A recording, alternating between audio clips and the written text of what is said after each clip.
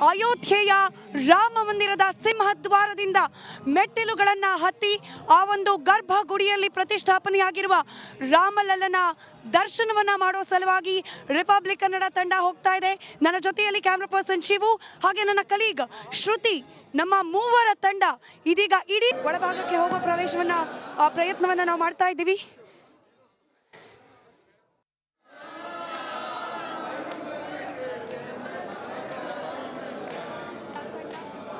ಪ್ರಸಾರದಲ್ಲಿ ಕನ್ನಡಿಗರಿಗೆ ರಾಮಲಲ್ಲನ ದರ್ಶನವನ್ನ ಮಾಡಿಸೋ ಪ್ರಯತ್ನವನ್ನ ರಿಪಬ್ಲಿಕ್ ಕನ್ನಡ ತಂಡ ಮಾಡ್ತಾ ಇದೆ.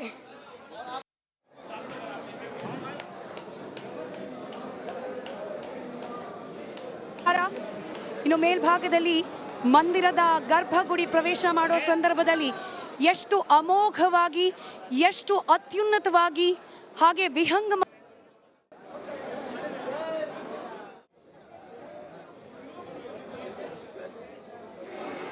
ಅತೀತವಾಗಿ ನಿರ್ಮಾಣವಾಗಿದೆ. ಈ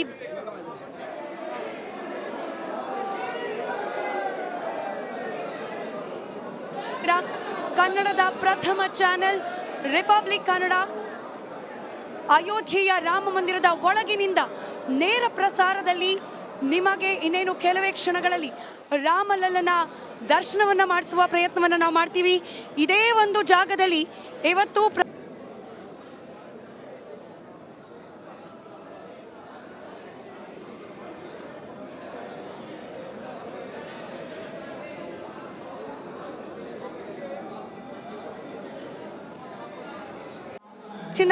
ಹಾಗೆ ಗವರ್ನರ್ ಆನಂದಿಬೆನ್ ಪಟೇಲ್ ಹಾಗೆ ಮುಖ್ಯ ಪ್ರಧಾನ ಅರ್ಚಕರು ಈ ಐವರು ಕೂತು ಪೂಜೆಯನ್ನು ಸಲ್ಲಿಸಿದ್ದು ಇದೇ ಒಂದು ಜಾಗದಲ್ಲಿ ಗರ್ಭಗೃಹದ ಒಳಗಡೆ ವಿರಾಜಮಾನನಾಗಿರ್ತಕ್ಕಂತಹ ಶ್ರೀರಾಮಚಂದ್ರ ಪ್ರಭುವಿನ ದೃಶ್ಯಗಳನ್ನು ನೀವು ಗಮನಿಸ್ತಿದ್ದೀರಿ.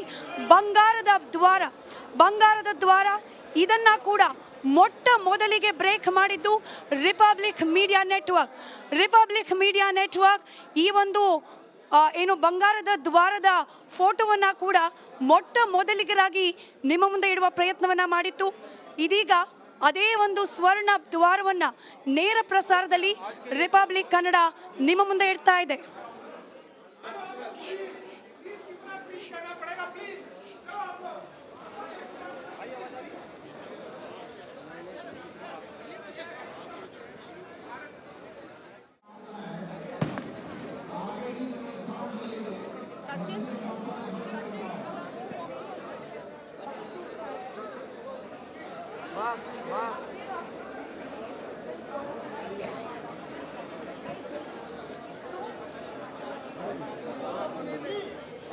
ಒಳಭಾಗಕ್ಕೆ ಎಂಟ್ರಿಯನ್ನ ಕೊಡ್ತಾ ಇದೆ ರಿಪಬ್ಲಿಕ್ ಕನ್ನಡ.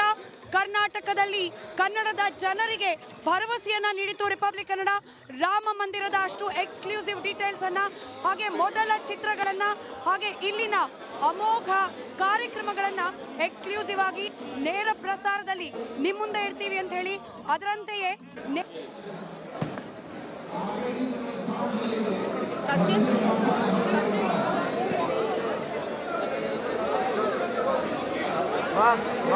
ದೃಶ್ಯದಲ್ಲಿ ಗಮನಿಸ್ತಾ ಇದ್ದೀರಿ. ಗರ್ಭಗುಡಿಯ ಒಳಗಡೆ ವಿಶೇಷವಾದ ಪೂಜೆ ಪುನಸ್ಕಾರಗಳನ್ನು ನೆರವೇರಿಸಿ ಈಗಷ್ಟೇ ಗರ್ಭಗುಡಿಯ ದ್ವಾರವನ್ನ ಬಂದ್ ಮಾಡಲಾಗಿದೆ.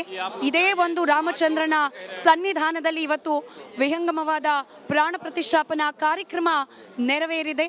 ಇನ್ನೇನು ಭಕ್ತರ ಸಾರ್ವಜನಿಕರ ದರ್ಶನಕ್ಕೆ ನಾಳೆ ಬೆಳಗ್ಗಿನಿಂದ ಈ ಮಂದಿರ ಮುಕ್ತವಾಗಲಿದೆ. ಅದರ ನಡುವೆ ರಿಪಬ್ಲಿಕ್ ಕನ್ನಡ ನಿಮಗೆ ಮಂದಿರದ ಒಳಭಾಗದ ದೃಶ್ಯವನ್ನ ಹಾಗೆ ಗರ್ಭಗುಡಿಯ ಭಾಗದ ದೃಶ್ಯವನ್ನ ನಿಮಗೆ ತೋರಿಸುವ ಪ್ರಯತ್ನವನ್ನ ಮಾಡ್ತಾ ಇದೆ. ನನ್ನ ಕಲೀಗ್ ಶ್ರುತಿ ಕೂಡ ನನ್ನ ಜೊತೆಯಲ್ಲಿದ್ದಾರೆ.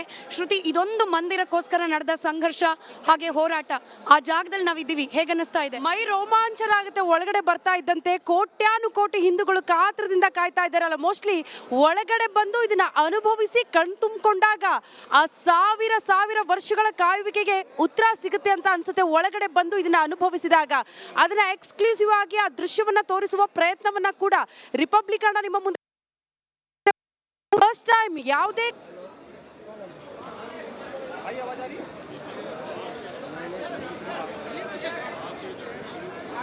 ಆಗಿದೆ ಅನ್ನೋದನ್ನ ದೃಶ್ಯಗಳ ಸಮೇತ ನಿಮ್ಮ ಮುಂದೆ ಇಡುವಂತಹ ಪ್ರಯತ್ನವನ್ನ ಮಾಡ್ತಾ ಇದೀವಿ. ಯಾವುದೇ ಸಿಮೆಂಟ್ ಆಗಲಿ ಯಾವುದನ್ನು ಕೂಡ ಇಲ್ಲಿ ಬಳಕೆ ಮಾಡಲಾಗಿದೆ. ಎಕ್ಸಾಕ್ಟ್ಲಿ ಇದರ ಕಂಬಗಳನ್ನ ನೀವು ಗಮನಿಸಬೇಕಾಗುತ್ತೆ. ಒಂದಕ್ಕೊಂದು ಯಾವ ರೀತಿ ಜಾಯಿಂಟ್ ಮಾಡಲಾಗಿದೆ ಅನ್ನೋದನ್ನ ನಾವು ಫೀಲ್ ಮಾಡಿ ನಿಮ್ಮ ಮುಂದೆ ಇಡುವಂತಹ ಪ್ರಯತ್ನವನ್ನ ಮಾಡ್ತಾ ಇದೀವಿ. ಸಾವಿರ ವರ್ಷಗಳ ಬಾಳಿಕೆ ಬರುವಂತಹ ರಾಮ ಮಂದಿರ ಯಾವ ರೀತಿ ನಿರ್ಮಾಣ ಆಗಿದೆ ಅನ್ನೋದನ್ನ ಈ ಕಂಬಗಳಿಂದ ನೀವು ಅರ್ಥ ಮಾಡ್ಕೊಳ್ಬಹುದು.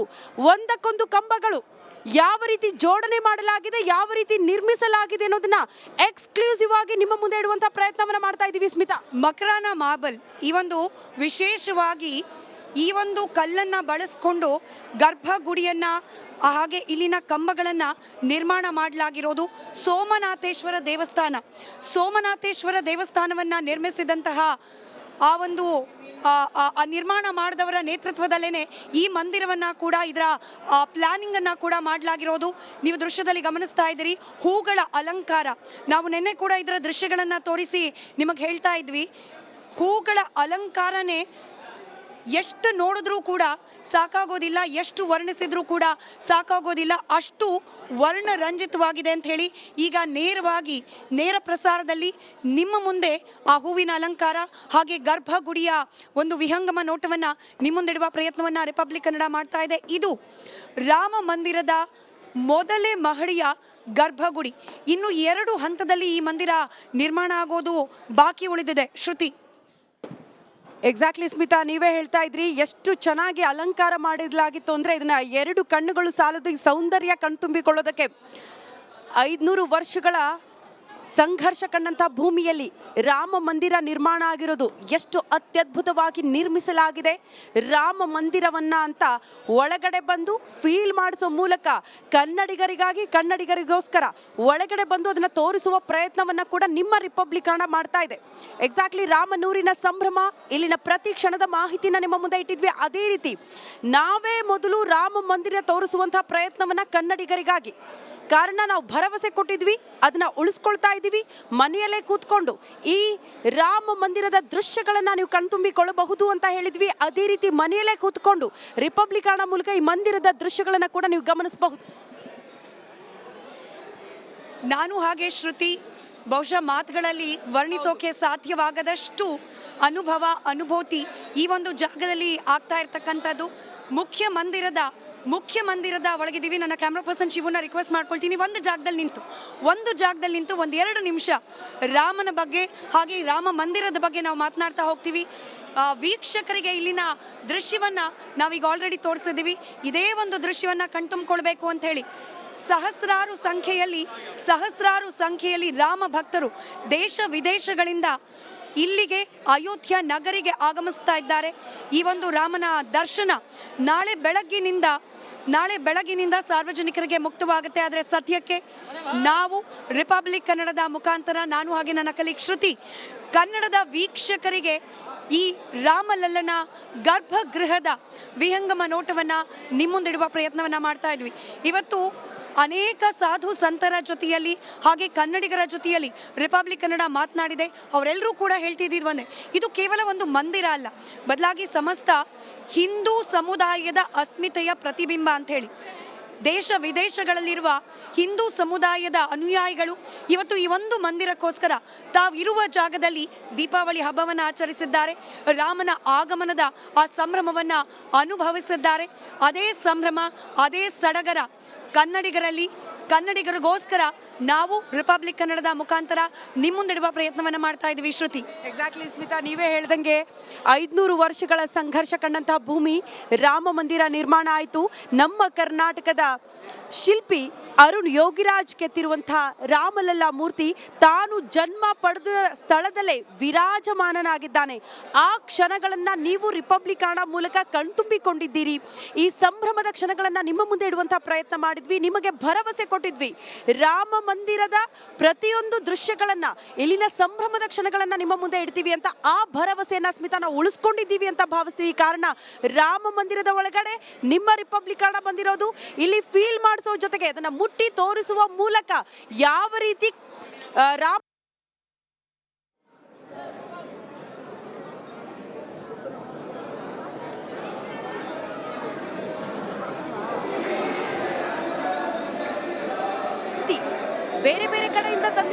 ಶಿಲೆಗಳಿಂದ ಕೆತ್ತಿ ಕಂಬಗಳನ್ನ ಸಿದ್ಧಪಡಿಸಲಾಗಿದೆ, ಒಂದಕ್ಕೊಂದು ಅದನ್ನ ಜೋಡಣೆ ಮಾಡಲಾಗಿದೆ. ಸಾವಿರ ಸಾವಿರ ವರ್ಷಗಳು ಬಾಳಿಕೆ ಬರುವಂತಹ ರಾಮ ಮಂದಿರದಲ್ಲಿ ನಿಂತು ನಾವು ಮಾತನಾಡ್ತಾ ಇದ್ದೀವಿ. ರಾಮ ನಮ್ಮವ ಅಂತ ಬಹಳ ಹೆಮ್ಮೆಯಿಂದ ಹೇಳ್ಕೊಳ್ಳುವಂತಹ ಸಂದರ್ಭ ಅಂತ ಅನ್ಸುತ್ತೆ. ಅದೇ ಖುಷಿ ಕೋಟ್ಯಾನು ಕೋಟಿ ಹಿಂದೂಗಳಲ್ಲೂ ಕೂಡ ಮನೆ ಮಾಡಿದೆ. ಆ ಸಂಭ್ರಮ ನೋಡೋದಕ್ಕೆ ನಮಗೆ ಸಿಗ್ತಾ ಇದೆ ರಾಮನೂರಿನಲ್ಲಿ. ಮೋಸ್ಟ್ಲಿ ಒಳಗಡೆ ಬಂದಾಗ ಫೀಲ್ ಮಾಡಿದಾಗ ರಾಮಲಲ್ಲನ ಕಣ್ತುಂಬಿಕೊಂಡಾಗ ಅರ್ಥ ಆಗುತ್ತೆ ಅಂತ ಅನ್ಸುತ್ತೆ ಆ ಭಾವನೆ. ನಿಜ. ಯಾಕೆ ಕನ್ನಡಿಗರಿಗೆ ತುಂಬಾ ಖುಷಿ ಅಂತಂದ್ರೆ ಅದಕ್ಕೆ ಪ್ರಮುಖವಾಗಿ ಕಾರಣವಾಗ್ತಾ ಇರೋದು ಇಡೀ ಮಂದಿರದ ನಿರ್ಮಾಣದ ಜವಾಬ್ದಾರಿಯನ್ನು ಹೊತ್ತವರು ಕನ್ನಡಿಗರು, ಗೋಪಾಲ್ಜಿ. ಕೇವಲ ಅಷ್ಟಕ್ಕೆ ನಿಲ್ಲಿಲ್ಲ, ಈಗ ನಾವೇ ನಿಂತಿದ್ದೀವಿ ಈ ಒಂದು ಭವ್ಯವಾದ ರಾಮ ಮಂದಿರ. ಇದನ್ನ ಗಟ್ಟಿಯಾಗಿ 1000 ವರ್ಷಗಳ ಕಾಲ ನಿಲ್ಲುವಂತೆ ಮಾಡಿರೋದು ಇದರ ಅಡಿಪಾಯ. ಈ ಅಡಿಪಾಯದಲ್ಲಿರ್ತಕ್ಕಂತಹ ಕಲ್ಲು ಗ್ರನೈಟ್, ಅದು ಕರ್ನಾಟಕದ್ದು. ಕೇವಲ ಇದಿಷ್ಟು ಮಾತ್ರವಲ್ಲ, ಈ ಮಂದಿರ ನಿರ್ಮಾಣದ ಕಾರ್ಯದಲ್ಲಿ ತೊಡಕೊಂಡಿರುವ ಎಂಜಿನಿಯರ್ಗಳು ಕರ್ನಾಟಕದವರು. ಈಗೇನು ಈ ಮಂದಿರವನ್ನು ಬೆಳಕಾಗಿಸಿದೆ, ಇಲ್ಲಿನ ಎಲೆಕ್ಟ್ರಿಕಲ್ ವರ್ಕ್, ಆ ಕೆಲಸವನ್ನು ಮಾಡಿದವರು ನಮ್ಮ ಕನ್ನಡಿಗರು. ಇಷ್ಟು ಮಾತ್ರವಲ್ಲ, ಅತ್ಯಂತ ಪ್ರಮುಖವಾದ ವಿಚಾರ ಅಂತಂದರೆ ನಮ್ಮ ಹಿಂಭಾಗದಲ್ಲಿರ್ತಕ್ಕಂಥ ರಾಮಲಲ್ಲ, ಆ ರಾಮಲಲ್ಲನ ಶಿಲೆ ಬಂದಿದ್ದು ಕರ್ನಾಟಕದಿಂದ. ಹಾಗೆ ಆ ಶಿಲೆಯನ್ನು ಮೂರ್ತಿಯಾಗಿ ರೂಪಿಸಿದ್ದು ಕರ್ನಾಟಕದ ಶಿಲ್ಪಿ ಅರುಣ್ ಯೋಗಿರಾಜ್. ಮಂದಿರ ಪ್ರವೇಶದ ಸಮಯ ಅಂತ್ಯವಾಗಿದೆ, ಹೀಗಾಗಿ ಎಲ್ಲರನ್ನ ಹೊರಗೆ ಕಳಿಸಿದ್ದಾರೆ. ಯಾಕಂತಂದ್ರೆ ನಾಳಿನಿಂದ ಜನರ ಸಂಭ್ರಮ, ರಾಮ ಭಕ್ತರ ಸಂಭ್ರಮ. ರಾಮ ಭಕ್ತರು ಸರತಿ ಸಾಲಿನಲ್ಲಿ ನಿಂತು ರಾಮ ಮಂದಿರಕ್ಕೆ ಬಂದು ರಾಮಲಲ್ಲನನ್ನ ಕಣ್ತುಂಬಿಕೊಳ್ಳೋಕೆ ಕಾತರರಾಗಿದ್ದಾರೆ. ಹೀಗಾಗಿ ಇವತ್ತು ಏನು ಪ್ರಾಣ ಪ್ರತಿಷ್ಠಾಪನಾ ಕಾರ್ಯಕ್ರಮ ಮುಗಿದಿದೆ, ಆ ಕಾರ್ಯಕ್ರಮದ ನಂತರದಲ್ಲಿ ಸ್ವಚ್ಛತಾ ಕಾರ್ಯಗಳು ಕೂಡ ನಡೀತಾ ಇದೆ.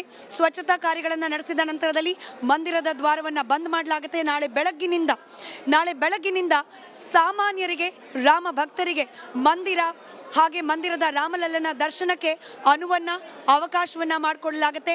ಹೀಗಾಗಿ ನಾವು ಅನೇಕ ಕನ್ನಡಿಗರನ್ನ ಮಾತನಾಡಿಸೋ ಸಂದರ್ಭದಲ್ಲಿ ಹೇಳ್ತಾ ಇದ್ರು, ಶ್ರುತಿ 10 ದಿನ ಆದರೂ ಪರವಾಗಿಲ್ಲ, ನಾವಿಲ್ಲಿಂದ ಹೋಗೋದಿಲ್ಲ, ರಾಮಲಲ್ಲನ ದರ್ಶನವನ್ನು ಮಾಡ್ಕೊಂಡೇ ಹೋಗೋದು ಅಂತ ಹೇಳಿ. ನಾಳೆ ಆ ಎಲ್ಲರಿಗೂ ಕೂಡ ರಾಮನ ದರ್ಶನ ಸಿಗತ್ತೆ ಅಂತ ಹೇಳಿದ್ರು ಕೂಡ ತಪ್ಪಾಗ್ಲಿಕ್ಕಿಲ್ಲ. ಶ್ರುತಿ, ಮೋಸ್ಟ್ಲಿ ನೀವೇ ಹೇಳ್ದಂಗೆ ಎಷ್ಟೇ ದಿನ ಆಗ್ಲಿ, ಇಷ್ಟು ವರ್ಷನೇ ಕಾದಿದೀವಂತಪ್ಪ, 10-15 ದಿನ ಯಾವ ಲೆಕ್ಕ, ನಾವು ಇದ್ದು ರಾಮನನ್ನ ಕಣ್ತುಂಬಿಕೊಂಡೇ ಇಲ್ಲಿಂದ ಹೋಗ್ತೀವಿ ಅಂತ ರಾಮ ಭಕ್ತರು ಇನ್ನೂ ಕೂಡ ಬಹಳ ಕಾತರದಿಂದ ಕಾಯ್ತಾ ಇದ್ದಾರೆ. ಕಾರಣ ಎಷ್ಟು ಚಳಿ ಅಂದ್ರೆ ರಾಮನೂರಿನಲ್ಲಿ ನಿಲ್ಲಕ್ಕೂ ಕೂಡ ಸಾಧ್ಯ ಇಲ್ಲ, ಅಷ್ಟು ಚಳಿ. ಬಟ್ ಆ ಚಳಿಯೂ ಕೂಡ ರಾಮನ ಮುಂದೆ ಲೆಕ್ಕಕ್ಕಿಲ್ಲ ಅಂತ ರಾಮನ ಭಕ್ತರು ಹೇಳ್ತಾರೆ. ಹಾಗಾಗಿ ಚಳಿಯೂ ಬೇಡ, ಬಟ್ ರಾಮನನ್ನ ನೋಡ್ಬೇಕು, ನಮ್ಮ ರಾಮನನ್ನ ಕಣ್ತುಂಬಿಕೊಳ್ಬೇಕು, ರಾಮನ ಆಶೀರ್ವಾದ ಪಡೆದುಕೊಳ್ಬೇಕು.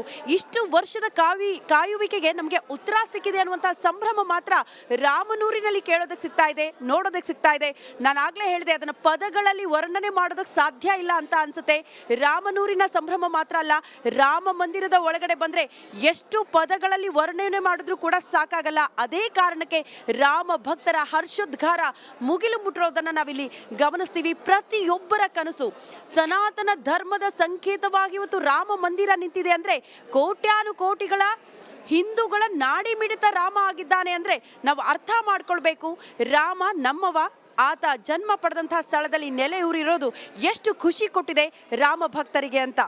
ನಿಜ ಶ್ರುತಿ, ನಾವು ಸತತವಾಗಿ ರಿಪಬ್ಲಿಕ್ ಕನ್ನಡದಲ್ಲಿ 7 ದಿನಗಳಿಂದ ನಿರಂತರವಾಗಿ ರಿಪಬ್ಲಿಕ್ ಕನ್ನಡದ ವೀಕ್ಷಕರಿಗೆ ರಾಮನೂರಿನಲ್ಲಿ ಆಗ್ತಾ ಇರ್ತಕ್ಕಂತಹ ಪ್ರತಿಯೊಂದು ಸಂಗತಿಗಳನ್ನು ನಿಮ್ಮುಂದಿಡುವ ಪ್ರಯತ್ನವನ್ನು ಮಾಡ್ತಾ ಇದ್ವಿ.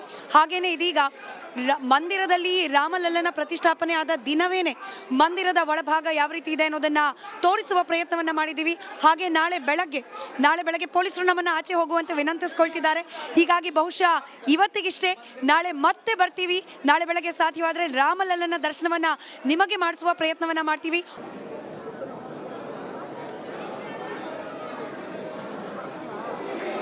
ಹೊರಗಡೆಯ ಒಂದು ಲುಕ್ ಅನ್ನು ಕೂಡ ನಿಮಗೆ ತೋರಿಸುವ ಪ್ರಯತ್ನವನ್ನ ಕೂಡ ಮಾಡ್ಬಿಡ್ತೀವಿ. ಕಾರಣ ಸಮಯದ ಅಭಾವ.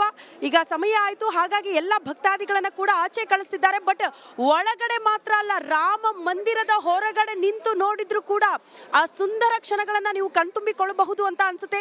ಎಷ್ಟು ಅದ್ಭುತವಾಗಿ ಅಲಂಕಾರ ಮಾಡಲಾಗಿದೆ ರಾಮ ಮಂದಿರದ ಹೊರಗಡೆ, ಎಷ್ಟು ಚೆನ್ನಾಗಿ ದೀಪಾಲಂಕಾರ ಮಾಡಲಾಗಿದೆ, ಹೂವಿನಿಂದ ಅಲಂಕಾರ ಮಾಡಲಾಗಿದೆ. ಈ ಐತಿಹಾಸಿಕ ದಿನ, ಇದಕ್ಕೆ ಸಾಕ್ಷಿಯಾಗಿರೋದು ರಾಮ ಮಂದಿರ.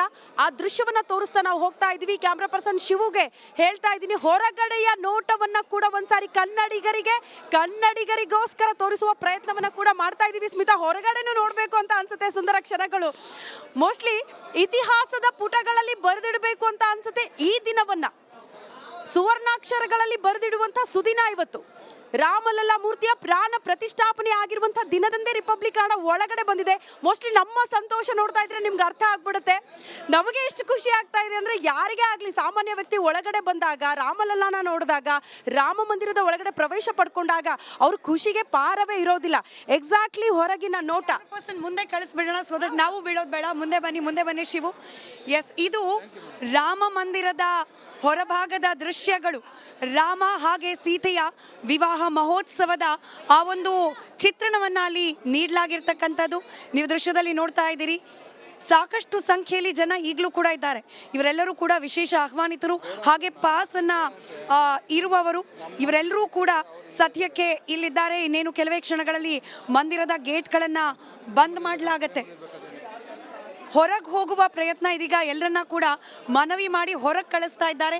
ಹೀಗಾಗಿ ನಾವು ಕೂಡ ಅಂದರೆ ದೇವಸ್ಥಾನದ ಒಂದು ನಿಯಮ, ಅದನ್ನು ಪಾಲನೆ ಮಾಡಬೇಕು. ಹೀಗಾಗಿ ಹೊರಗೆ ಹೋಗ್ತಾನೆ ನಿಮಗೆ ಯಾವ ರೀತಿಯಾಗಿದೆ ಚಿತ್ರಣಗಳು ಅನ್ನೋದನ್ನು ತೋರಿಸುವ ಪ್ರಯತ್ನವನ್ನು ಮಾಡ್ತಾ ಇದ್ದೀವಿ. ಸುತ್ತಲೂ ಕೂಡ ದೇವ ಲೋಕವನ್ನೇ ಸೃಷ್ಟಿ ಮಾಡದಂತೆ ಇಲ್ಲಿನ ಈ ಒಂದು ದೇವಸ್ಥಾನದ ವಾತಾವರಣ ಇರೋದು. ಇದರ ಕೆತ್ತನೆ ಅಥವಾ ಇದರ ನಿರ್ಮಾಣ ಕಾರ್ಯ ಎಲ್ಲವೂ ಕೂಡ ನಿಜಕ್ಕೂ ಪದಗಳಲ್ಲಿ ವರ್ಣಿಸಲಿಕ್ಕೆ ಸಾಧ್ಯವಾಗದೇ ಇರೋ ರೀತಿಯದ್ದು. ನಾನು ಅದಕ್ಕೆ ಹೇಳ್ತಾ ಇದ್ದೀನಿ ಪದೇ ಪದೇ, ವರ್ಣಾತೀತವಾಗಿದೆ ಈ ಒಂದು ರಾಮ ಮಂದಿರ ಅಂತ ಹೇಳಿ. ಇದೇ ಒಂದು ಮಂದಿರದ ನಿರ್ಮಾಣಕ್ಕೋಸ್ಕರ ನಡೆದ ಸಂಘರ್ಷಗಳು. LK ಅಡ್ವಾಣಿಯವರನ್ನು ಈ ಸಂದರ್ಭದಲ್ಲಿ ನಾವು ಸ್ಮರಿಸಲೇಬೇಕು. ಮಂದಿರ್ ವಹಿ ಬನಾಯಂಗೆ ಅಂತ ಮಾತ್ರ ಹೇಳಿದಲ್ಲದೆ ಭವ್ಯ ಮಂದಿರ್ ಬನಾಯಂಗೆ, ದಿವ್ಯ ಮಂದಿರ್ ಬನಾಯಂಗೆ ಅಂತ ಹೇಳಿದರು. ಅದರಂತೆಯೇ ಇಲ್ಲಿ ನಿರ್ಮಾಣವಾಗಿರೋದು ಭವ್ಯವಾದ ಹಾಗೆ ದಿವ್ಯವಾದ ರಾಮ ಮಂದಿರ. ದೃಶ್ಯಗಳಲ್ಲಿ ನನ್ನ ಹಿಂಭಾಗದಲ್ಲೂ ಕೂಡ ಗಮನಿಸ್ತಿದ್ದೆ. ಇದೇ ವೇದಿಕೆ ಮೇಲೆ ನಿಂತು ಪ್ರಧಾನಿ ನರೇಂದ್ರ ಮೋದಿ ಹಾಗೆ ಈ ಒಂದು ಕಾರ್ಯಕ್ರಮಕ್ಕೆ ಆಗಮಿಸಿದಂತಹ ಗಣ್ಯರು ಮಾತನಾಡಿದ್ರು. ಹಾಗೆ ದೇಶವನ್ನ ಉದ್ದೇಶಿಸಿ ಪ್ರಧಾನಿ ನರೇಂದ್ರ ಮೋದಿ ಕೂಡ ಇದೇ ಒಂದು ಜಾಗದಿಂದ ಮಾತನಾಡಿದ್ರು. ನಾವು ಅಲ್ಲೇ ಇದ್ದೀವಿ, ಅಲ್ಲಿಂದ ನೇರ ಪ್ರಸಾರದಲ್ಲಿ ನಿಮ್ಮವರೆಗೂ ಇಲ್ಲಾಗಿರುವ ಘಟನಾವಳಿಗಳನ್ನ ಮತ್ತೊಮ್ಮೆ ನೆನಪಿಸುವ ಪ್ರಯತ್ನವನ್ನ ಮಾಡ್ತಾ ಇದ್ವಿ.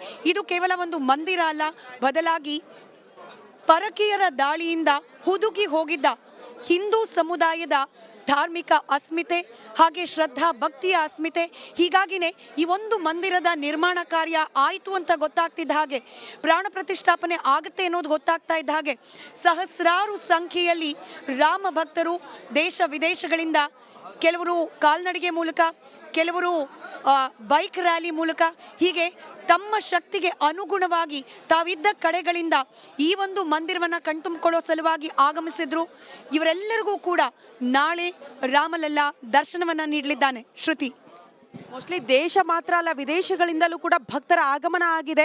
ಹಾಗಾಗಿ ನಾಳೆ ಅವರೆಲ್ಲರಿಗೂ ಕೂಡ ರಾಮಲಲ್ಲಾನನ್ನ ಕಣ್ತುಂಬಿಕೊಳ್ಳುವಂಥ ಅವಕಾಶ. ಅದಕ್ಕೂ ಮೊದಲು ನೀವು ರಿಪಬ್ಲಿಕ್ ಹಣ ನೋಡ್ತಾ ಇದ್ರೆ ಖಂಡಿತ ಇಲ್ಲೇ ಕೂತ್ಕೊಂಡು ರಾಮ ಮಂದಿರದ ಈ ಕ್ಷಣಗಳನ್ನ ಕಣ್ತುಂಬಿಕೊಳ್ತಾ ಇದ್ದೀರಾ. ಸೊ ಅದನ್ನ ನಾವು ತೋರಿಸ್ತಾ ಇದ್ದೀವಿ.